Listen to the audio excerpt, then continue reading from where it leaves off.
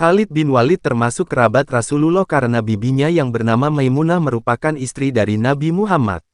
Selain itu, Khalid juga merupakan sepupu dari Umar bin Khattab, bahkan keduanya memiliki kemiripan wajah dan postur tubuh. Mulanya, Khalid memusuhi Nabi seperti suku Quraisy kebanyakan yang memegang teguh agama lama mereka. Bahkan dirinya turut serta dalam memerangi kaum muslimin, salah satunya ketika Perang Uhud. Saat Perang Uhud, Khalid bin Walid sebagai panglima pasukan berkuda suku Quraisy berhasil mengalahkan pasukan muslim. Akibatnya, tentara Islam kalah telak. Seiring berjalannya waktu, Allah memberi hidayah pada Khalid bin Walid hingga akhirnya ia memeluk Islam. Dijelaskan dalam buku Para Panglima Perang Islam susunan Rizem Aizid, setelah masuk Islam Khalid menjadi juru tulis Nabi yang bergelar Abu Sulaiman. Melalui kitab Al-Maghzi Muhammad karya Al-Waqidi, disebutkan Khalid mengatakan bahwa Allah memberinya hidayah. Aku telah menyaksikan 3 perang, yang semuanya melawan Muhammad. Di setiap pertempuran yang kusaksikan, aku pulang dengan perasaan bahwa aku berada di sisi yang salah, dan bahwa Muhammad pasti akan menang, ucapnya. Hatinya semakin tersentuh setelah menerima surat dari saudaranya yang terlebih dulu masuk Islam, yaitu Walid bin Al-Walid. Ia mengingatkan Khalid bahwa banyak kesempatan baik yang terlewat olehnya. Dengan demikian, Khalid memutuskan untuk memeluk Islam.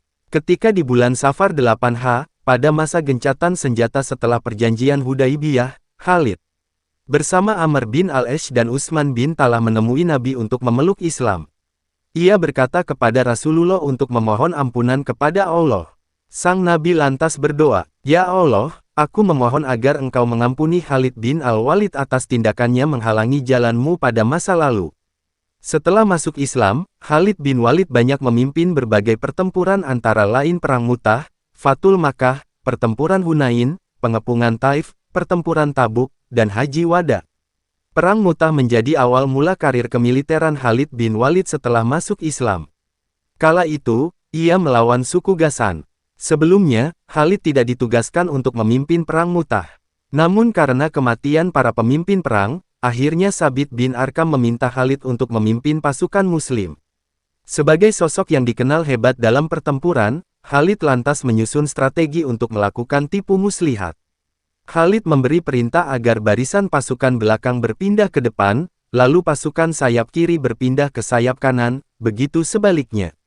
Pasukan yang berada di barisan belakang terus-menerus bergerak menuju bagian depan sehingga debu-debu berterbangan.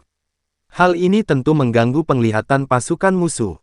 Strategi Khalid yang brilian itu mengakibatkan pasukan musuh mengira kaum muslimin mendapat tambahan bala tentara baru.